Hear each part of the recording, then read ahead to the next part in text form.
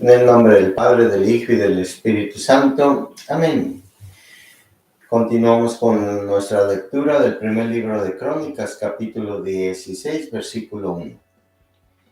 Dice: así pues introdujeron el arca de Dios y lo colocaron en medio de la tienda que David había hecho levantar, y ofrecieron ante Dios holocaustos y sacrificios de comunión. Cuando terminó de ofrecer los holocaustos y los sacrificios de comunión, David bendijo al pueblo en nombre del Señor y repartió a todo el pueblo de Israel, hombres y mujeres, a cada uno una torta de pan, un pastel de dátiles y un pastel de pasas. David designó los levitas que habían de hacer el servicio delante del arca del Señor para celebrar y dar gracias y alabar al Señor Dios de Israel.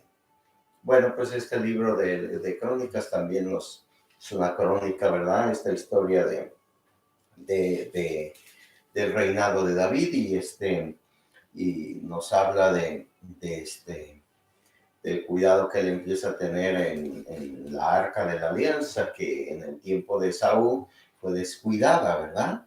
Y él invita a todo el pueblo y siendo un hombre muy generoso y muy inteligente, muy político, le repartió al pueblo de Israel, hombres y mujeres, torta de pan, un pastel de dátiles y un pastel de pasas. ¿Verdad?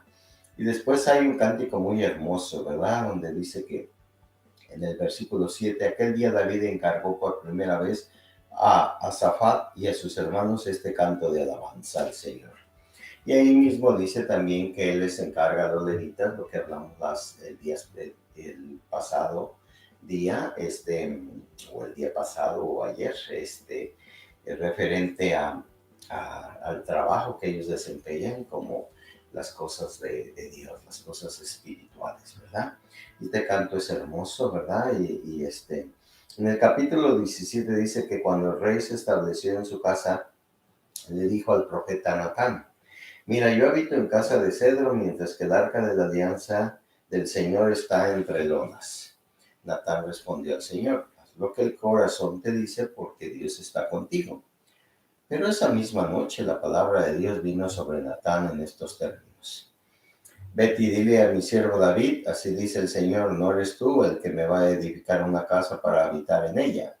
Nunca he habitado en una casa desde el día en que hice subir a Israel de Egipto hasta el día de hoy, sino que he ido de tienda en tienda y de tabernáculo en tabernáculo. Y así le habla David, de Dios a Natán. Y eso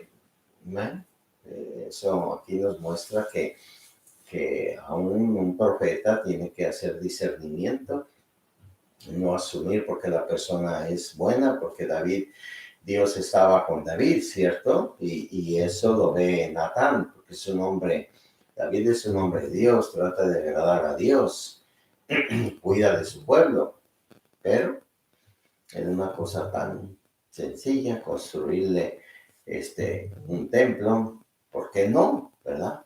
Pues dice, pues tú no vas a hacer. ¿Quién va a ser? Va a ser Salomón, ¿verdad? Eso después ocurre.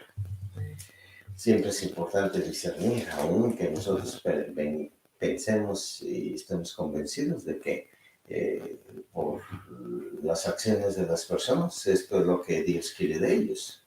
Pues no es así, no siempre es así. El Salmo 149 dice: canten al Señor un cántico nuevo. Este es su alabanza en la asamblea de los fieles. Alégrense Israel en su hacedor. Exulten en su rey a los hijos de Sión. Alaben su nombre con danzas. Que le entonen salmos con panderos y cítaras. Y el libro de los Hechos de los Apóstoles, capítulo 5, versículo 17, dice que el sumo sacerdote y todos los que lo acompañaban, que eran de la secta de los saduceos, se levantaron llenos de envidia, prendieron a los apóstoles y los metieron en la prisión pública. Pero un ángel del Señor abrió de noche las puertas de la cárcel, los sacó y les dijo: salgan, preséntense en el templo y prediquen al pueblo toda la doctrina que concierne a esta vida. Y vienen las palabras que le dice el ángel: prediquen al pueblo toda doctrina que concierne a esta vida. Eso es nuestro trabajo, ¿verdad? Predicar al pueblo. Necesidad de que alguien predique. Necesidad de tener pastores, predicadores, sacerdotes, religiosas, misioneros, laicos comprometidos, diáconos, para predicar al pueblo lo que concierne a esta vida. Y dice que después de que lo hicieron, después de que los liberó, ellos fueron otra vez a la sinagoga, a hacer lo mismo al templo, perdón, porque están en Jerusalén, ¿verdad? El templo. Y entonces en la mañana los van a sacar y resulta que los guardias están en puestos, la celda está cerrada y ellos no están en su celda. Y entonces ellos se llenan de asombro, ¿verdad? Y los vuelven a apresar. Y les dice en el versículo 28, ¿no les habíamos mandado expresamente que no enseñaran en ese nombre? En cambio, ustedes han llenado Jerusalén con su doctrina y quieren hacer recaer sobre nosotros la sangre de ese hombre. Pedro y los apóstoles respondieron, hay que obedecer a Dios antes que a los hombres. El Dios de nuestros padres ha resucitado a Jesús al que ustedes mataron colgándolo de un madero. A este lo exaltó Dios a su derecha como príncipe y salvador para otorgar a Israel la conversión y el perdón de los pecados. Y de estas cosas somos testigos nosotros y el Espíritu Santo que Dios ha dado a todos los que le obedecen. Siempre estas palabras son fundamentales. Nosotros somos testigos y el Espíritu Santo y nosotros, ¿verdad? Es una comunión, ¿verdad? Es algo muy importante dentro de la vida primitiva cristiana. Y dice que al oír esto, pues ellos se enojaron, se molestaron muchísimo. Y entonces entró un fariseo, un hombre llamado Gamaliel, y les dice, a ver, vamos a platicar y cálmense. Y lo saca a ellos y les dice, tengan mucho cuidado lo que van a hacer con estos hombres. Porque hace poco se levantó Teudas, que decía ser alguien, se le unieron unos 400 hombres y lo mataron y todos los seguidores se disgregaron y quedaron en nada. Después de él se levantó Judas el Galileo en los días del empadronamiento y arrastró al pueblo tras de sí. Murió también todos sus seguidores y se dispersaron. Así pues les digo ahora, desentiéndanse de estos hombres y déjenlos, porque si este designio o esta obra procede de los hombres, se disolverá. Pero si procede de Dios, no podrá acabar con ellos. O sea que se vayan a encontrar combatiendo contra Dios. Y sí, ellos se mostraron de acuerdo, ¿verdad? Les volvieron a decir, no lo sigan haciendo.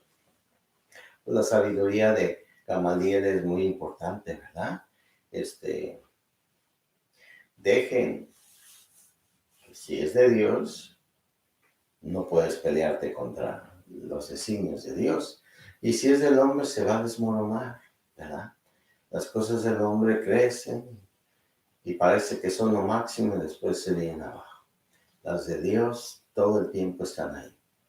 Todo el tiempo, ¿verdad? Se puede dañar a una persona, se puede humillar a una persona, se puede maltratar a una persona, se puede ser injusto, se puede dañar la naturaleza. Ahí está. Hay daños, pero no desaparece. No desaparece porque es necesaria la naturaleza dentro de nosotros. Igual nosotros, ¿verdad?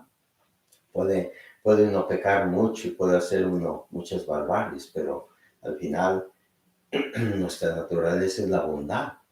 Y la bondad de como los apóstoles Pedro y Juan y todos los demás predicaban la palabra de Dios, ¿verdad?